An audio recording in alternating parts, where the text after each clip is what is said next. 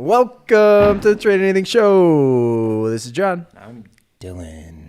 And we are here to inspire belief and action, one podcast at a time. One podcast. Actually, This is a big one today. shoot dog dang. Dude, 20. I forgot I was going to get the poppers. Oh, they're right over there. Oh, shoot. 20. Oh, That's all right. well. We're going to have to wait till 100 now. Oh, we'll do it. 50. 50. For every 10, we're going to do a popper. That's what I was thinking. No, I mean, it was a big deal at 10. 20 is twice 10. Yeah, Last we I suck. checked. That's all right. That's okay. We're here. Yeah, we're still celebrating.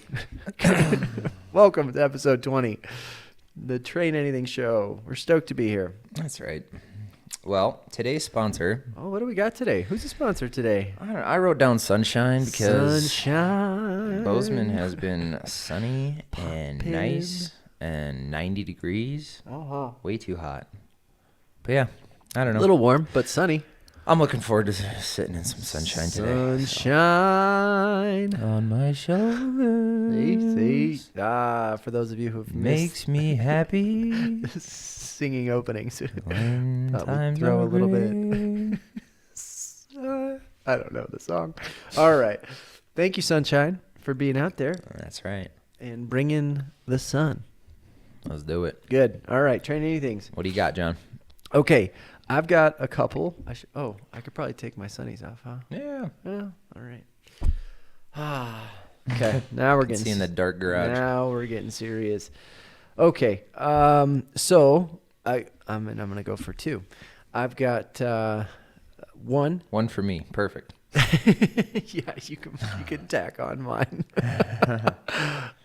So one on the more like pure training side, getting to work. So started doing some intentional running this week that isn't just go for a run.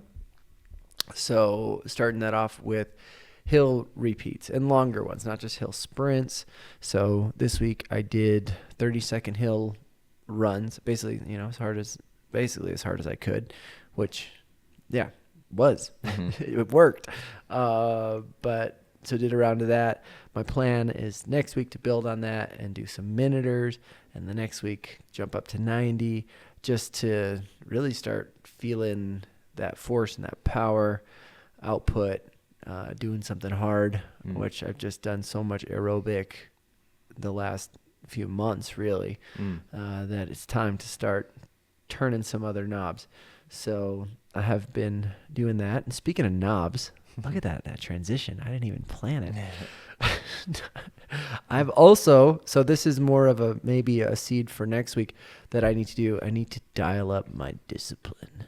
Dun, dun, dun. Yeah. So if you're listening, there's a flower challenge on where I'm set to whack at about 30 pounds, and I'm only 10 into it. And I did have a plan, which involved losing 1 to 2 pounds a week. And I have gone a week without losing. So I've plateaued 2 weeks in. It's not good. This is not good. But what did I have? Well, I have a goal. I know I want to accomplish it.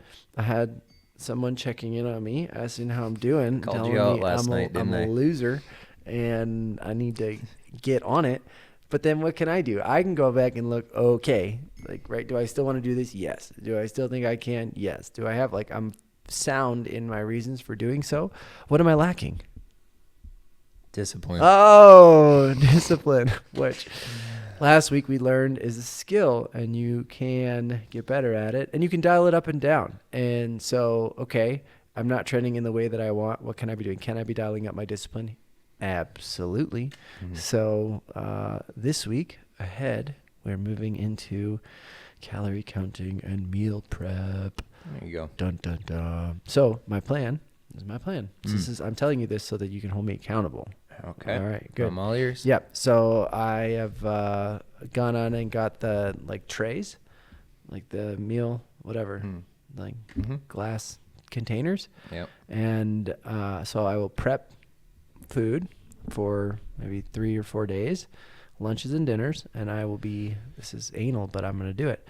I'm going to write what's in each thing, with a dry erase marker, probably a Rego, and just write like carbs, protein, like write the macros on the bin and have some options and just simplify. Like right now, I think to get me going, I just need to simplify, because if I get behind, then it won't happen.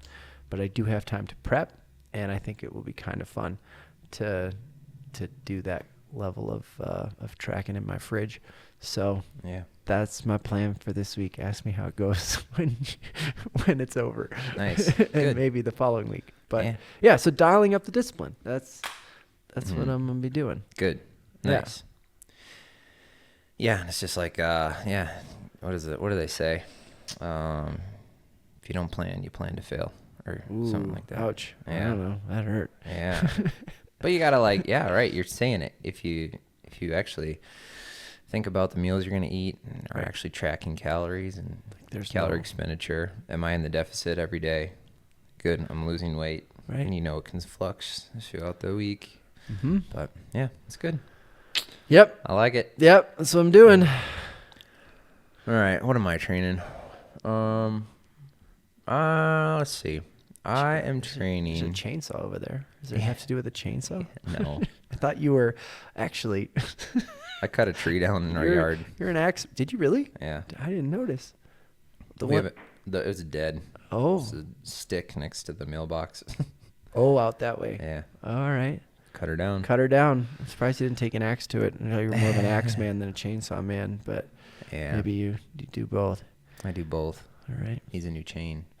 What am I training? Honestly, what I've been training is just spending some more time alone, which has been really good for me. So, yeah, just getting out and just spending some quality time without any music and just continuing on the old journaling path. It's been pretty nice. Good. So, All right. yeah, it's freeing. Yeah, that's Take what I've that been. time. That's what I've been doing. It's good. Good. So, Love it. all right, man. Oh, Pod meet. it's on. We're doing it. We're jumping right into it today. We've got, we're continuing our 4-ish part series on our mental strategies for training and racing. If you missed it, last week was part 3, part 2 of discipline. So we're all tracking. And now we might be moving into part 4. I'm not sure. We aren't there yet. But we're talking about, if that's performance. Yeah, we're in the tweener stage. Well, actually, as we cooked this up and thinking about how we talk about it, we weren't exactly sure how we would block it all out. But today we're going to talk about noise and community and support. So the last few podcasts on this topic, right, started with belief, which is a very internal thing. One of the things I like to say, you once said, or inspired, is people can believe in us, but they can't believe for us. And so, we have to have that belief in ourselves, for ourselves, and that is way more important. Other people believing in you is important, but it's not the most important. So belief at the base, purpose and why on top of that. Why am I doing this? Why am I putting myself through this? If it is something that's hard, and hopefully it is, if it's worth achieving and worth doing. And then on top of that, we talked about discipline, which is all actions that I can take to reach that goal, reach that performance, all of that. And most of those things are fairly internal. A lot of it's in your control, in your mind, and in your decisions that you're making on the day to day. But that's not the only thing that there is. We don't live in worlds that are that controlled. There are things both outside of our control and outside of ourselves that we need to support that performance. So 2 of those things, which we're going to talk about today, are noise. Noise. We'll talk about different flavors of noise and what they are, and then support, right? No one achieves high performance alone. There's need for roles and different seats in your life, and that may look a little different for everybody depending on what your goals are and where you're at. But there are some core types of roles that we'll talk through today, and you can do a little check on yourself to see how you measure up to that, and whether you think, maybe I need more of this support, less of that support, don't need that, whatever it is. It's up to you, but hopefully gives you some food for thought. Mm-hmm. Dang. So that's what we're talking about today. Do you want a drink of water? Do I need to breathe? Yeah. And now this is where I turn it over to noise. Tell us about noise. Dylan, what are some different kinds of noise? Well, there's external and internal noise. Okay. So like some external noises, or just like social media. Could be, got haters on social media. Haters everywhere. Haters gonna hate. That's what they say. Yes, right. Is that a song? Haters gonna hate. Probably. Or is that just, Yeah, it's probably like a Lil Wayne song or something. But you name it, man. If you're ingesting or taking in any kind of, information, there's lots of noise, and boy, it can steal your belief. It can steal action that you're taking. Yeah. And because there's lots of stuff out there. There's lots So of much. podcasts. There's lots of opinions. I was thinking, on this, there's right, we're overwhelmed with information with our phones and like what comes at us through different measures, but it's not just there. It's also at the grocery store. So there's I think I was a study or something about this where there are so many different bags of chips, like so many, and some like a long time ago, or maybe not actually that long ago, 30, 40 years ago, there was three kinds of chips, right? You had like basic, you had Ruffles, and you maybe had something with cheese on it, but that was it. Yeah. Now there's 30. So it's just, again, like we think about simpler times, but even the stimulus in a grocery store is noisy, right? Like it's just stressful. And it hasn't been that long that we as humans have had to deal with all this noise. Interesting. Yeah. Well, it's like it goes beyond the grocery store too. Got me thinking, there's like, how many genders are there now? Oh gosh. Seriously. Wild. That is, no, when you talked about bags of 120. chicks, probably. I don't know what the count is. Oh my gosh. Yeah, like that, and man, I mean, you name it. It's just not everything good. has gotten really noisy And complicated. Yeah, and why distracting. are we complicating everything? And unnecessarily so. Maybe that is true. I know, we're a bunch of consumers now. Mm-hmm. I know. Well, I haven't been having a great few days because I've been kind of sick and down and out about my training and all that. And when you feel that way, like the noise gets louder in your head because you're trying. Like I find myself, well, maybe I should try this, and maybe I should try this. Yeah, And right. like the noise is building in my mind. Or maybe I need to go do this metabolic testing to like figure it out. Because we're trying to, like, as humans, when things aren't going well, I'm talking from experience right now, you want to just find a quick fix that'll take your mind off of where you are and then you never end up really reflecting on where you are right now. And that's part of my TrainAnything is like, just be alone and get off of social media and don't think about things too much. Go back to truths, go back to simplicity. Yeah. Go back to, how do you get good at something? Well, step one, don't overcomplicate it. Can you work hard and can you recover? What do you as an always say? athlete? Nail the basics. That's like a Dylan Gillespie phrase. Yeah. Nail the basics. Yeah. And I think it's just a good reminder for me talking out loud right now. Just that, yes, grocery stores are noisy. There's so many options. And it's crazy. So anyway. Narrow it out. Yeah. Yeah. On top of those, so external noise, what about some internal noise? Yeah, I guess I just kind of touched on it, but, when things are going really good in your life, typically the noise is pretty quiet. You're just kind of floating, things are groovy. Yeah, right. Clipping along. Yeah. But when they aren't going well, and or maybe if they are, you still are going to have some doubt, or you're going to watch what other people are doing. I don't know. Yeah. But yeah, Fear internal stuff. or excuses or, yeah, there's just like those questions because you don't know. You don't know what's going to happen, but it's noise. A lot of it is noise, right? So how do you cut through the noise? How do you do that? I think it's going to be a little different for everyone.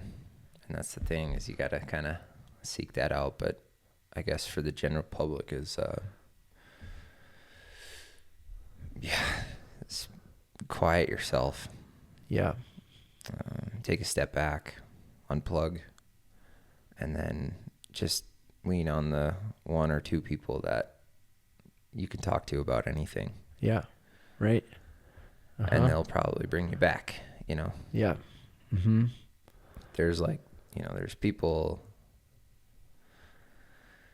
friends can say, oh, you got this, you can do this. And it's like, oh, thanks. It's good. Right. And we'll get into that, like support systems after the noise. But there's some people that can really hear you, and then you really want to receive from them too. Yeah. Like their truth and what they know about you too. So I think that'll help. Yeah. At least recenter you on, okay, this is the path I set out on. These people know what I'm doing. And then they can speak truth. And then that fear and doubt can kind of go away a little bit. I think that's a great tactic. Yeah. Yeah. On like the social media stuff, being intentional about when you're using it and who you follow, right? Like what shows up in your algorithm. If you're going to be on social, there might be some, like, oh, you're just going to unfollow. Like they're still out. It's like, yes, I am. Again, go back to 20 years ago. Nobody had a scroll. Like no one even thought about following or unfollowing anything. We all just lived our lives, and who like the only people following us were the guy in the car behind us. Right. Or like right. There was no concept of it. Yeah. So to be guilty about unfollowing or no, just do it. Like cut out if it's noisy and it doesn't bring you joy, or if every time you see it your blood boils or whatever. Unfollow, like tell Instagram or no, I don't want that in my life. Right. And control it. And it's not hiding. It's not sheltering from the world. It's focus, and it's giving your brain the opportunity to build up build the environment that you want, which again, prior to all this technology would have been much more simple. Like that is how for the most of human development in life it was.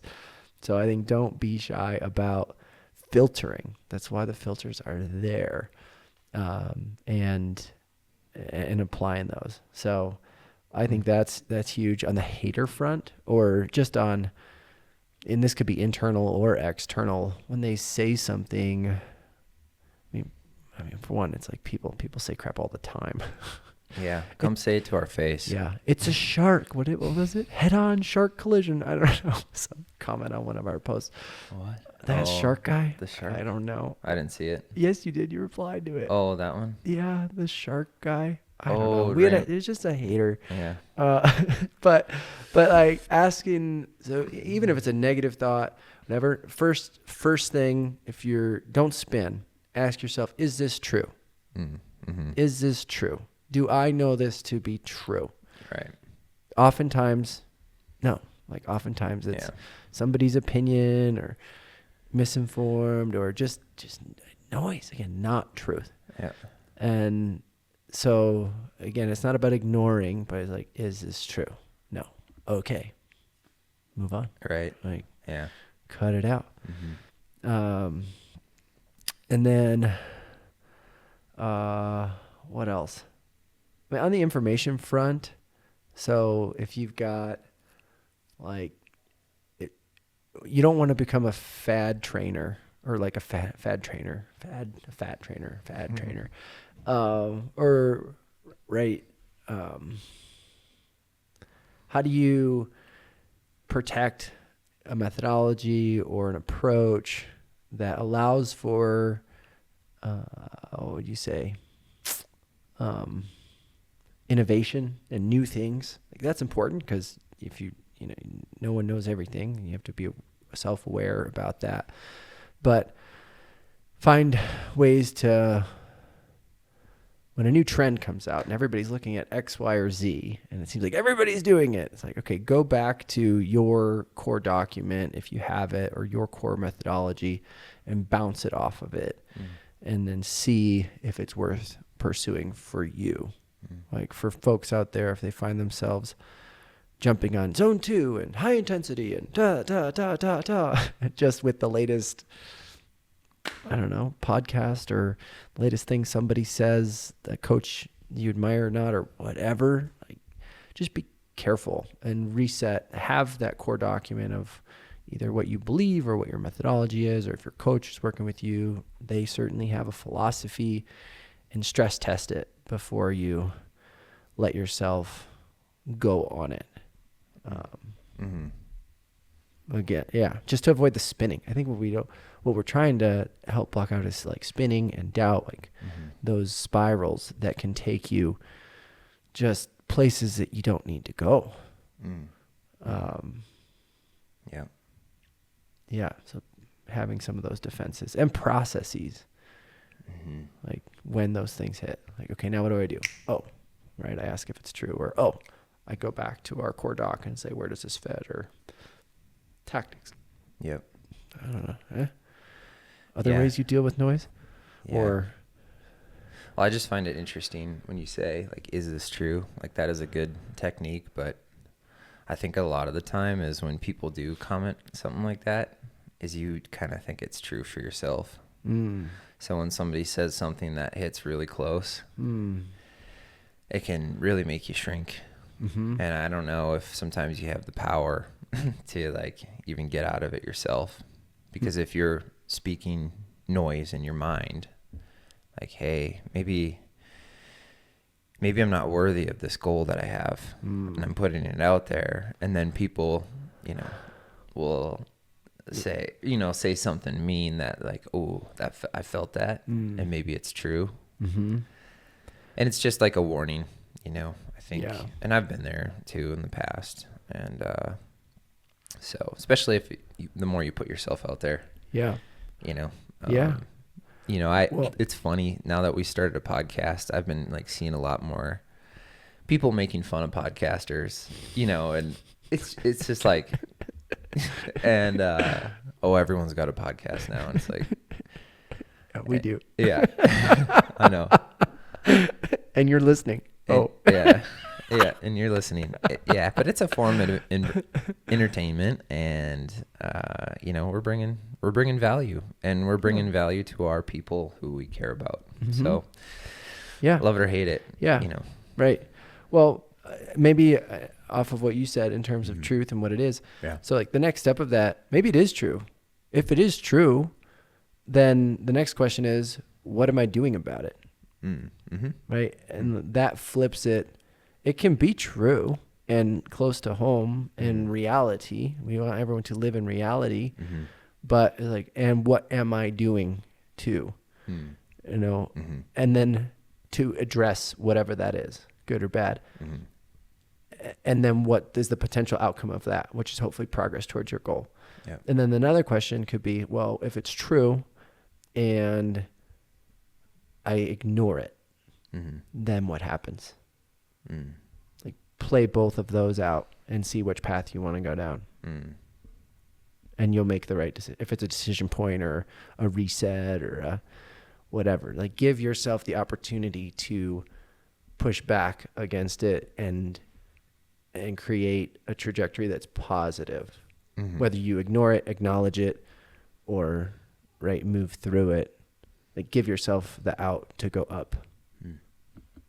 In that. Yeah. And I'd say tackle it. Yes. Tackle it. Yes. Don't let it fester in you. Yeah. Because if it's true and you ignore it and it's negative or it's something that's going to hold you back, it will swallow you. Mm-hmm. Who's been there? Everyone.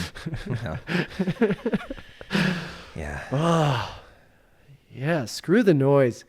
But how do you deal with noise, John? I don't. I hide. I put my head in the sand. Yeah. I mean, that's real in some ways. Can you think of a time where there was a lot of noise in your mind and I will say you dealt with it well, or maybe even you dealt with it poorly? Poorly. I think a lot of my noise comes from me, like because I feel like I don't solicit input on big scary goals that I have, as in I don't put them out there and ask people to poke holes in them or give them that opportunity. So I can't think of a time where well, it probably is if I thought harder, but like off the top of my head where I've said, I'm going to go do something and someone said, no, you're not.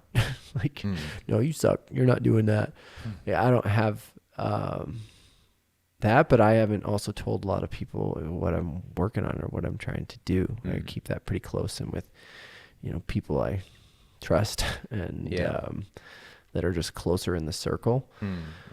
But most of my noise comes from me and just negativity around what I think I can do or can't do or excuses.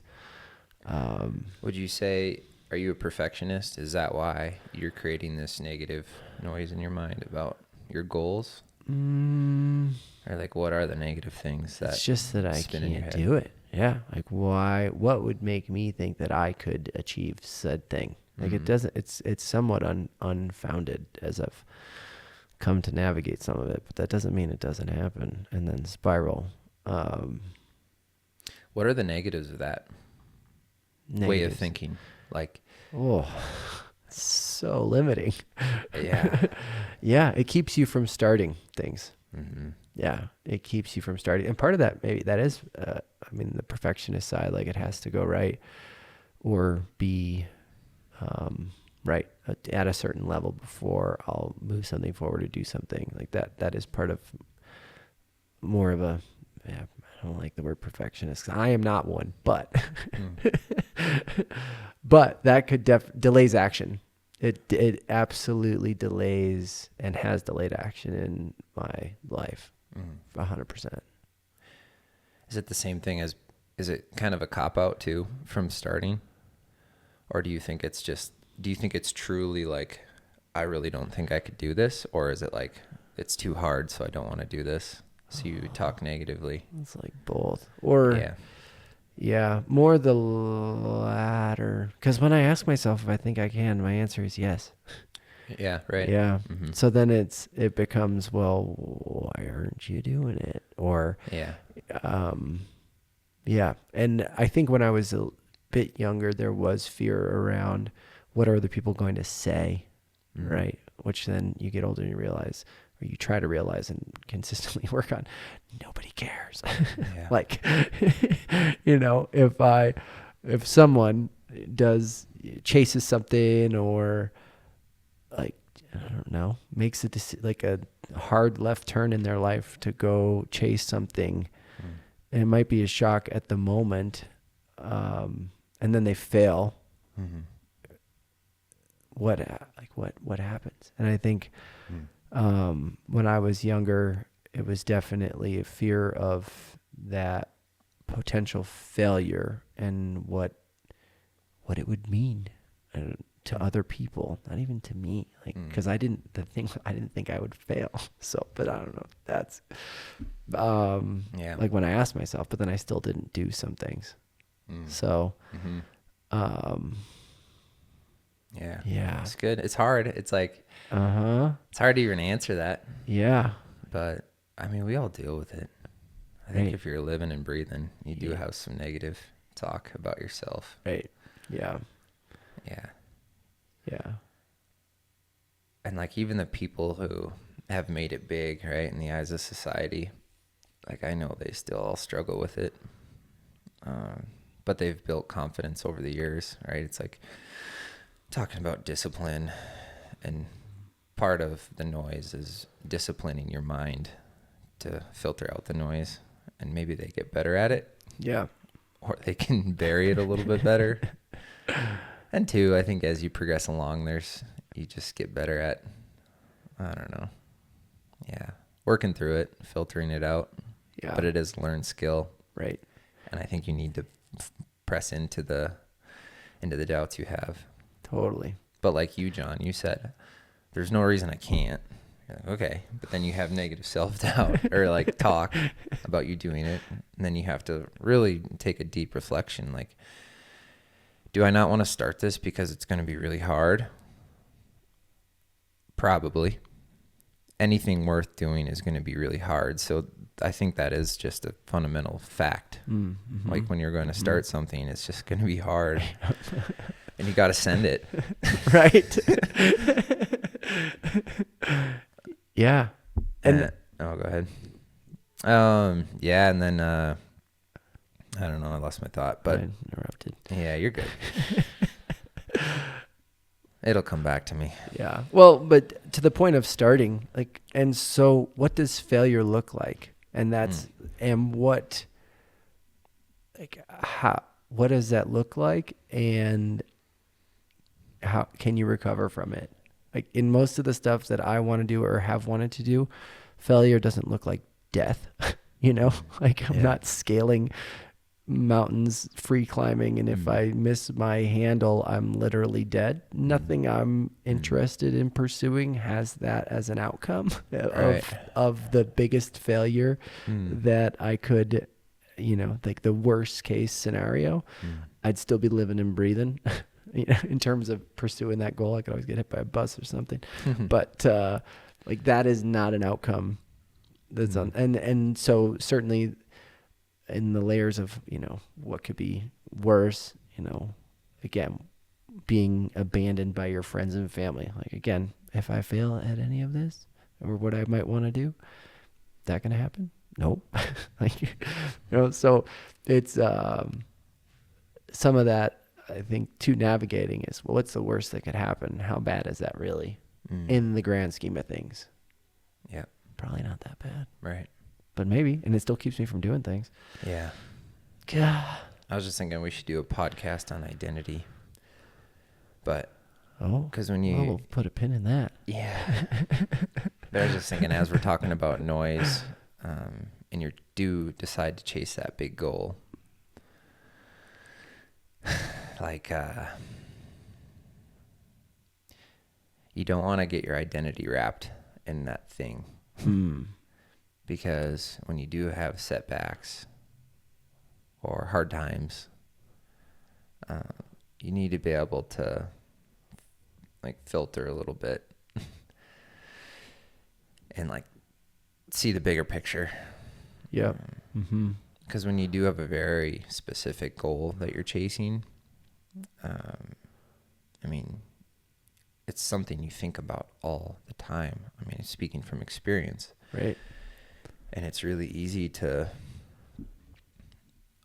get your identity mixed in it. And that can be noisy too, especially when you have a setback, when you're going towards your goal, or things aren't going good in your business, or anywhere. Yeah. Family life, whatever. Yeah. So living in the noise is probably a good pivot to support. Yeah. To help you through all these things. Yes. Unless you had any more noise. Yeah. The only, Yeah. Go ahead. Noise. Well, and this gets back to, it's like, do it anyway, in some ways.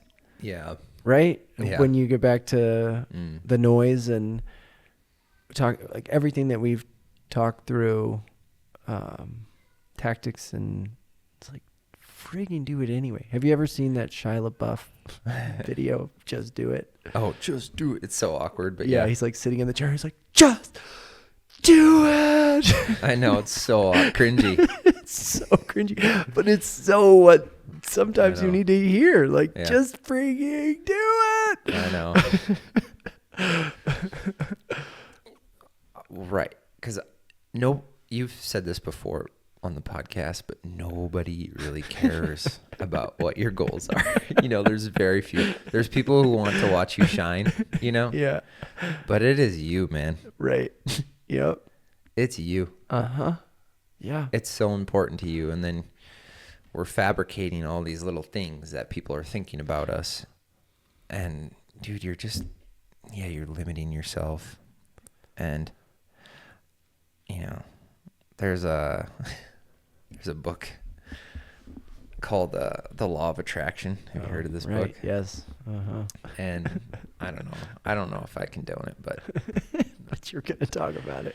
but it's, just like some examples of like guys like Conor McGregor. He was big into the law of attraction. That's why I bring it up because he came from nothing in Ireland to, having everything, but now he's just like a mess. You just watch him. You're like, what happened? Yeah.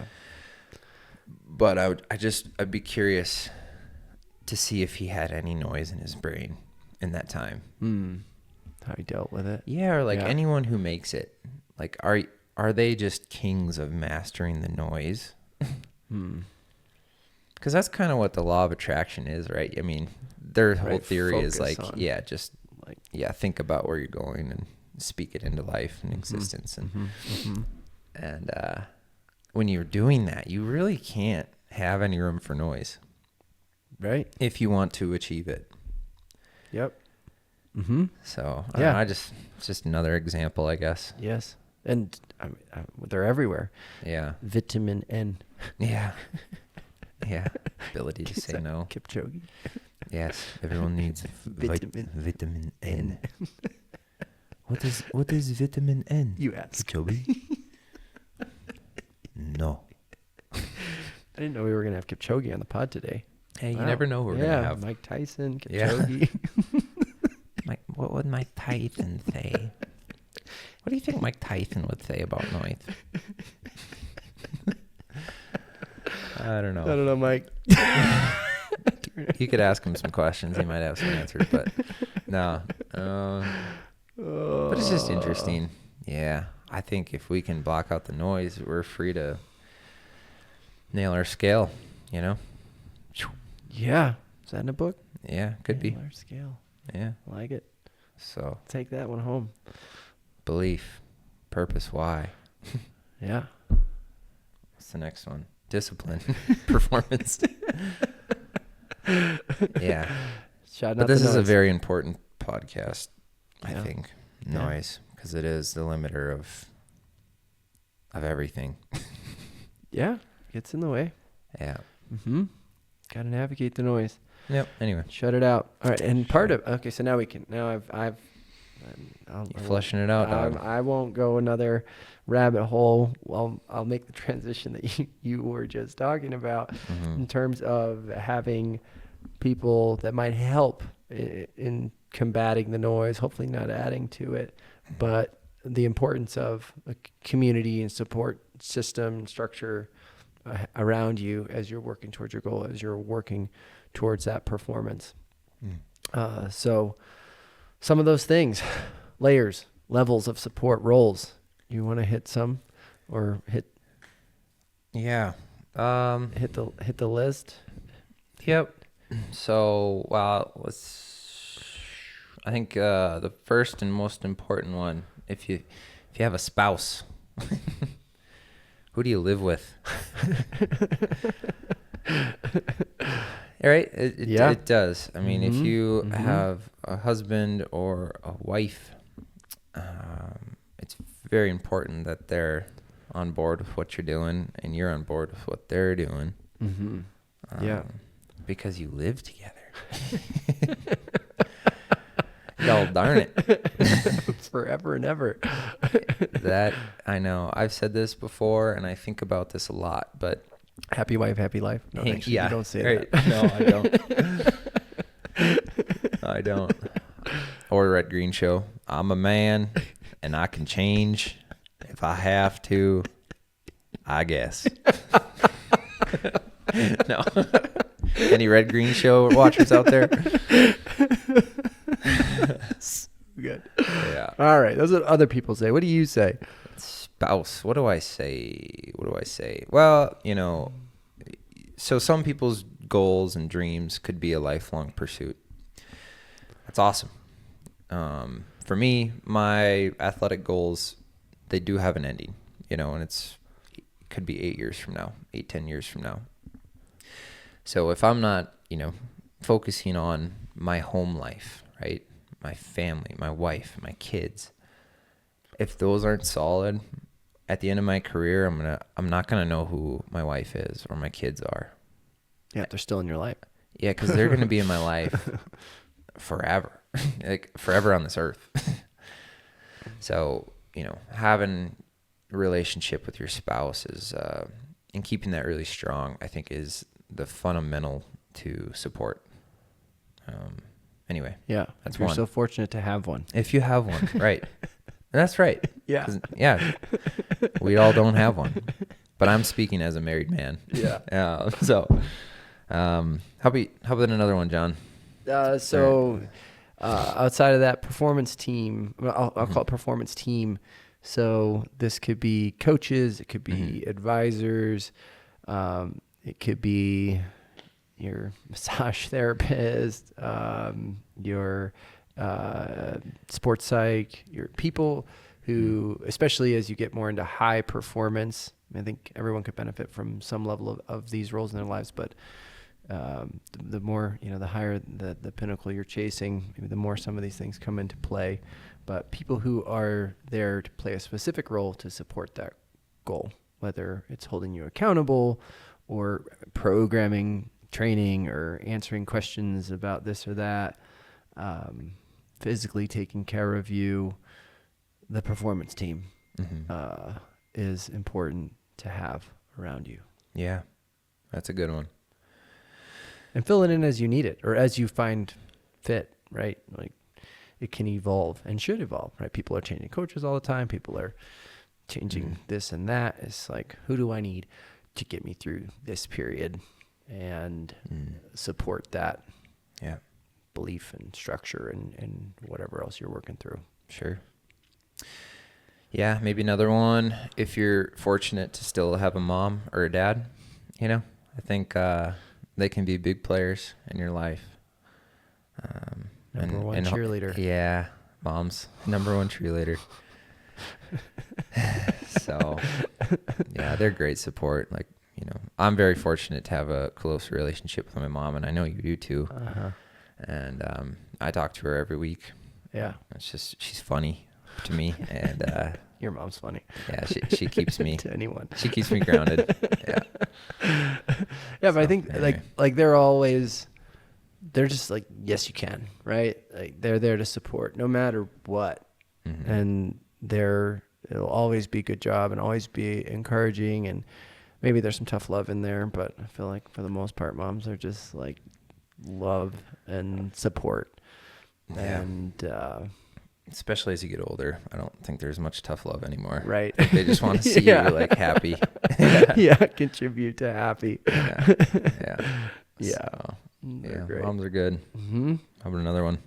I'll go for peers and training partners. So peers being like for you, other professional athletes, for me, other age groupers, and then training partners, which is right, maybe people who are more local who you can link up with to do sessions with. I think it's good to have relationships with people that are like you and working towards similar goals to the extent you can commiserate and I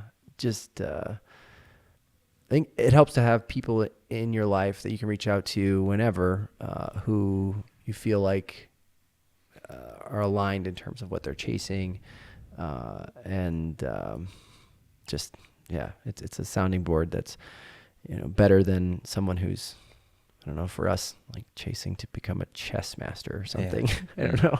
Like, so. Right. Yep. Yeah. Yeah. And then, friends and family. I mean, it's like a tier. Peers and training partners can be friends, can't be family, but it's another one worth mentioning. We can dive into it a little more as we get through. But yeah. And then last, I've written encouraging acquaintances and community members. Yeah. So these are just people, like I think about Colleen at the pool. Yeah. Like she's there, she just turned 75. She rides her bike to the pool, and it's just a person in our little community here who you just think like that's awesome.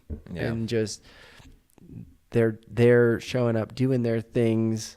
We don't hang out, but they're in the network, they're in the environment, and they can inspire you to keep chasing or to keep showing up, even if they're not, in an in crowd or in your core or whatever. They're just in your environment. So taking notice of those people as you're going to the pool, as you're going out on rides, just as positive influence in what you're doing, and having that is another layer of support in your environment. Yeah, man. Yeah, and I think like this list of people, they all have a different role to play. It's not your training partners and your mom and your spouse and your community members and your friends. They all don't have the same role. So there are people who you need to feel safe to just go to and unload, and that they're going to be there to listen. And then there's some people that you need to just direct you and coach you, like coaches, mentors. Yeah. A little bit more. Like, hey, you don't need to dump on me, but like, I'm going to tell you, this is what we need to do and execute. And that can kind of, right? It's good to have more support systems and know who those people are. So it could be mom, spouse, coaches over here. And then like community members is another one where they're just happy to see you. Like it's a smile on the pool deck, or it's a, hey, you look fast in the pool today, or hey, I saw you out running and you look great, or something. Yep. That's another level of support. And then friends, something I love, I guess, about friends is when someone just tells you out of nowhere, you're like, they just give you a good compliment and you needed it because you haven't got one in a long time, So friends can be good for that. Yeah. It's like, hey man, I noticed you're grinding and you're doing a really good job. Yeah. I'm proud of you. And like that means a lot. Yeah. Mm-hmm. So yeah, anyway, have your layers of support. Yeah. Variety. I mean, Variety. yeah. Right. Yeah. In different parts of careers and lives, you lean into one over another, and that's good. That's okay. But having the variety helps to, again, in the complicated world that we live in, and the variety of noise that there is out there, you don't necessarily know which weapon you need, in a sense, to fight it, and it could be any one of these folks within these layers. And so having and cultivating it, I think, is another important point. Like this environment, what you just talked about, and having, you have some, control over.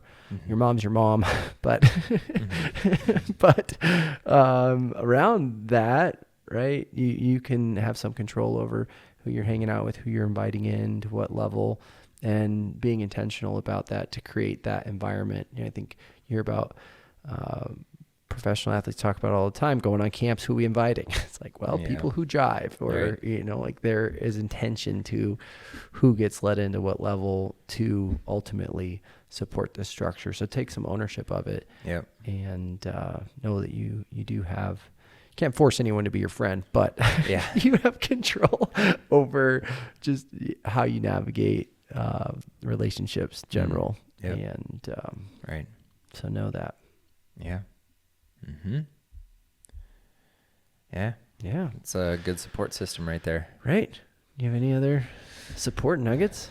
I feel like, I don't know. I was just thinking, family, like, I don't know, just, we could expand on the list too. Like it could be grandparents, grandma, grandpa, Yeah. auntie, They're you know, stoked. uncle. Could be a pastor. Could be, Mm-hmm. could be, I don't know. Could be your boss. Could be, I don't know. Could be Yeah. anyone. Right. Yes. Think of those people. Like, think of that list. Who's always been there for me, and who do I feel comfortable in this situation to go to? Mm-hmm. Right. Mm-hmm. So if like I'm feeling down and sad, it's my wife and my mom. And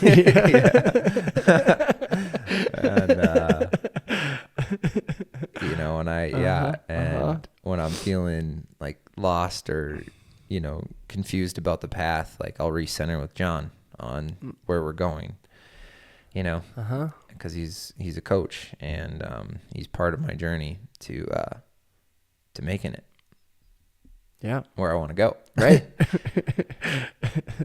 And and then, you know, family and friends, they're just fun to have around because, gosh, you know, and maybe I'm going to set out like a little challenge for all of us to encourage someone, a friend of yours today or this week, and try to do it more often, because I think more of us need it than you'd think.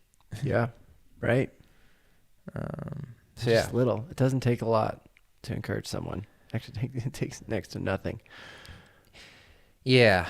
And I think it helps too if this person that you want to encourage has played an important role in your life, because then it's going to come a little bit stronger than you just going to it's still going to hit good going to a random person. You know, I mean, I feel when I'm running up a hill somewhere looking like I'm dying, and the person running down the hill says, "Keep it up." Yeah. I love that. I want more of that in my life. Yeah. I want to be that guy. And it's just there you go. encouraging strangers because they're out there doing something. So that hits. There you go. Yeah. Yeah. Maybe. I mean, there's levels. There's levels. Yep. But yeah. Do you have any stories from the past where you had like a good support person in your life that helped you get through a tough time or anything like that? Nothing overly noteworthy. Yeah. I mean, I leaned into community a lot, especially in triathlon. So over the years, just having that crew, and I did have a coach as well. But like the banter, just the fun, bringing the fun part through training for Ironmans and executing the day. I think that it's important to have that. I found it important because I have been in times in my life where I have had that, and then some races and times where I haven't. And it's way more fun when there's a crew. And it just makes it more worthwhile when you're going with people. So, yeah. And they don't have to be right, like in the cockpit. They can just be on the periphery and it still makes a huge difference. Just getting through the day. Maybe I had a rough go at Ironman Tulsa in 2022.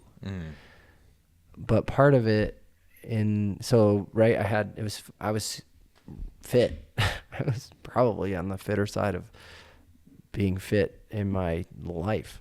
And good swim, crushed the bike. And at mile 13, 14 of the run, I gave up. I walked 10 miles. Did you give up or did you fuel run? Both, but I could have done more. Like I gave up because I ran the last 2 miles.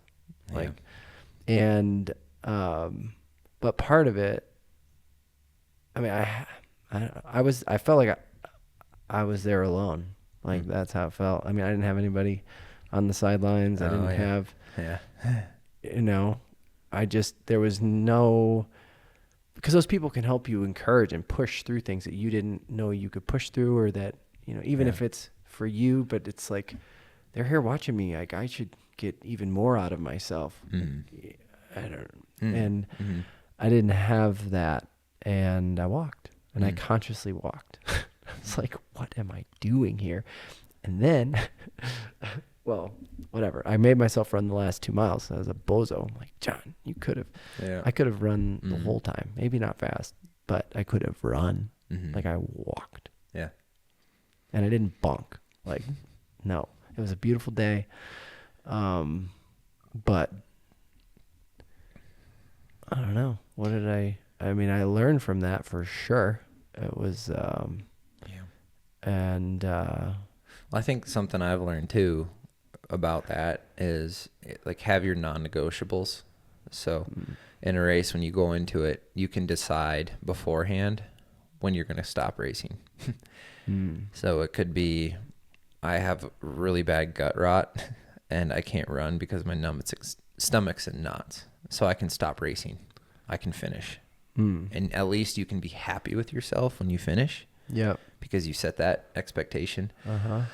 Or I double flatted and now I'm 20 minutes behind. Everybody. Yeah. You could make a decision to stop racing, or if that was not part of your non-negotiable thing, if you flat, then you have to keep racing. But Yeah.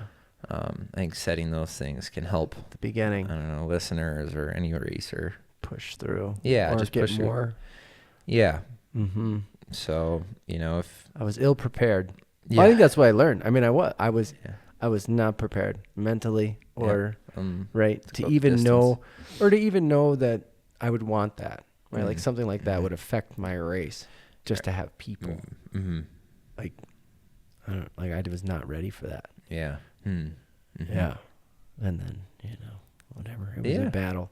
Yeah. It was a battle, and I learned. And that year, I was actually one spot away from a Kona spot in that race. Oh man. So I could have had a Kona spot because the guy who was ahead of me. I mean, Yeah. But I wouldn't have wanted it. I mean, if I would have actually run the whole thing, heck yeah, give me that free spot. But I was actually kind of good. I was one away because if I would have gotten a Kona spot off of walking 10 miles, I would have felt just not good about it. I'd be like, no, the next guy who actually ran the whole time and got everything out of themselves should have gotten it. Yeah. Yeah. Yeah. I don't know. That's a story that comes to mind. Yeah. You have any others you kind of shared, but yeah. I think maybe my first support system that I had that was real was when I joined the swim team. My coach Barbara. Coach Barbara, shout out. Yeah. She I talked about in the last podcast how I developed discipline through cutting wood with my dad. But then I joined the swim team, and just being in that, I was a 10th grader, so there were seniors that I looked up to who were fast swimmers. But having a coach who saw something in me, and then having faster swimmers that I got to swim with, it was like this whole support system network that I thrived in. Because I wanted to be better. I wanted to swim with the big guys. And my coach loved the work that I was putting it in. And I just had that support system. And that was like my first memory of team sport where I was like, oh, this is special. Because, I don't know, just felt special to me. Hit different than football? Yeah, totally. Yeah. I was just a dumbbell in football. No. No, I think my coaches like me, but it's fine. Yeah, no, so support. And then she always believed in me, so she knew I wanted to be a triathlete, and she gave me a CompuTrainer and gave me an FTP builder video that I would do once a week. That's awesome. Yeah. Video? Yeah, it was a video of Lance Armstrong doing well, it wasn't Lance Armstrong, it was Lance's coach. Was it Carmichael Training Systems? Was it something Carmichael? Maybe. I don't know. But there was videos of Lance doing EPO? doing the time trial. Oh, okay. On his bike, but then other guys were pushing. But it was like 3 by 5 minutes and then 2 minuters. Anyway, That's a tangent. But then, yeah, my senior year of swimming, she gave me this like little rock that said "Believe" on it. And I find it funny that, this is what we're building here, but she wanted me to believe in myself that season at state, and that's when I broke my high school record. Yeah. She gave me that rock, and then that week I went and broke the record. Smashed it. Yeah. Wow. Got under it. .18. It's swimming. It's swimming. That's It's smashing swimming. it. I know. I know. .01 counts. Yeah. But yeah, it's a big thing, belief. So I don't know. Yeah, that was a cool support system that I had, and having that team was pretty special. Yeah. So Yeah. It's great. yeah. Yeah. So support, man. Have it. Can't Find do 'em. without it. Yeah. Lean into them. Identify them. Yeah. Yeah. And like even so maybe right now you're out there and you feel like you've got some gaps in your support system, or maybe you want to do a check on that. Take some time, we didn't take much time, but reflect back on parts of your life where you felt really supported, or like you felt like you had things kind of dialed, and look at some of the roles we went through and said, oh yeah, I had, a coach that believed in me and had the knowledge to help. I had this, that, like, what did you have? What roles were filled in those time periods of your life? And then compare them to today and be like, oh, look at that. I don't have this. Like, Jeff was really encouraging and I saw him all the time, and I don't have a Jeff in my life right now. Right? Like, do a compare and then try to fill spots. Yeah. Because people want to help people achieve things. Like, that is just a natural human thing. So if you start to put out where you're going, other people, and you're genuine about it, like, you will find people who want to help and who want to support you. And I've found that. You've Yep. probably found that. Oh, for sure. So Yeah. you just got to take those steps. It's exciting to help someone when they're chasing something big. It's exciting. Yeah, People want to get on board. that's right. So do something exciting. Yes. And people will support you. Yeah. And two, I think the last thing I'll mention about support is it will change and evolve over the years. So, right, when I was in 10th grade, I had the swim team and my coach. And your mom. And my mom. My dad. That was it. That was it. And it was great that everyone moved on. It was enough. Right? So you graduate. Yeah. So it can evolve, Don't put a lot of weight on those people. So, if you have a friend right now who's really into it, sure, lean into it. But be okay with them, moving and not being there for you all the time. But just know that they're probably always going to care about you. You can check in, but, Right. Yeah, have those people in your community that you have around all the time. So, and it'll change. That's all I'm saying. Yep. I left the bucket pull over there, John. Oh, no. Well, fortunately. Yeah. We're exposed. We could pretend. No, it's across Pretend. the way. Yeah. No bucket. It's all right. All right. This is great. Okay. I'll read it. Okay. Let's do it. The backup bucket. During a race, are there techniques you can deploy to reset if you find yourself going easy or easier or below what you had trained or planned for in a race? Well, yeah, I think I touched it on did. with you is having your non-negotiables. So if you're racing along and you didn't have a definitive thing that will allow you to stop racing, you have to race no matter what. That's so good. Yeah. So knock that noise off. Yeah. Check. On the front end. Yeah. Then Yeah. you won't find yourself in this position. Or you'll get to reset based off of it. Mm-hmm. You'd be like, oh, no. Yeah. What did we say? Well, and I think too, let's see, prepare. So write out your goals beforehand and you got to be real with yourself, dog. So like, if you want to push peak power and run your fastest and swim your fastest, and you haven't been putting the training in that will meet the demands to do that, it's like, I don't know, try to scale it back, write down some things, what I'm going to do for Santa Cruz, because, things aren't going great for me right now, and I'm kind of fighting my body, which is, whatever, but I'm writing out a list of things where I think will be attainable and hard still, but I want to, after the race, be able to say if it was a success or a failure, not based off of what I've done in the past, but like, who is Dylan right now? Where am I at? And just execute to the best of my ability. So if I finish and I get 20th, but I hit everything on my paper, I can be proud of that, and I can move forward and have a bigger, better version of what's next. But so anyway, don't you see people finish a race and it's always bad. It's like, why was it bad? Okay, I had a goal time. Okay, you had a goal time. Let's think about, what training did you do? Were you training to prepare for this goal time?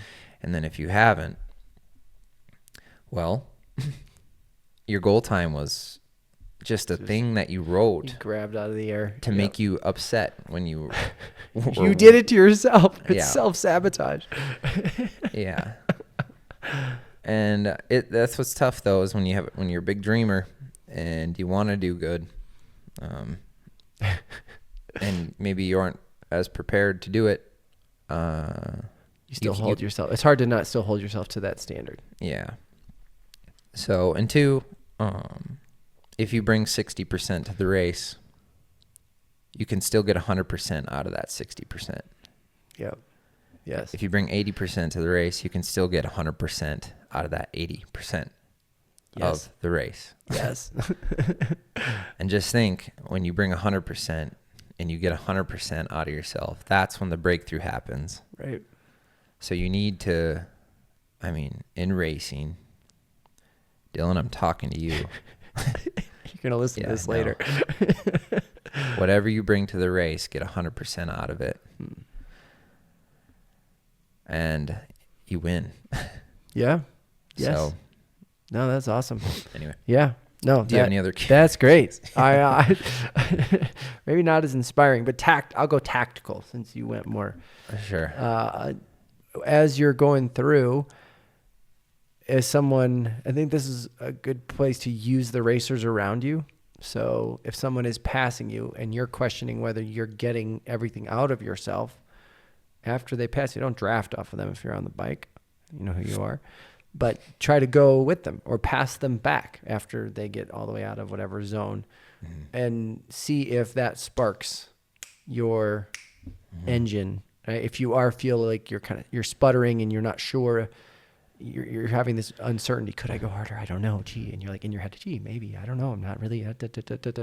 Stop, and follow the next guy or girl or whatever. Or race him to the next corner. Right. Yeah. And see, and then that gives you that opportunity to surprise yourself, or maybe you do blow up. Maybe you try to go with someone and you can't. It's like, well, what did you do? You tried. Great. Try the next one. And keep trying. And I think this is biased, but asking myself, am I racing with everything? So a race with everything, like, we mean it. And it is a great thing to ask yourself during a race and when you're out there, and to stress test via pushing, surging, whatever, as you're going through the day, to see if you can answer that question with yes. Yeah. Nice. Heck yeah. Yeah. There you go. That's it. Bucket pulled. Bucket pulled. Yeah. All right. Well, that's another episode, John. Yeah. Episode 20. Thanks for listening. This was the TrainAnything Show.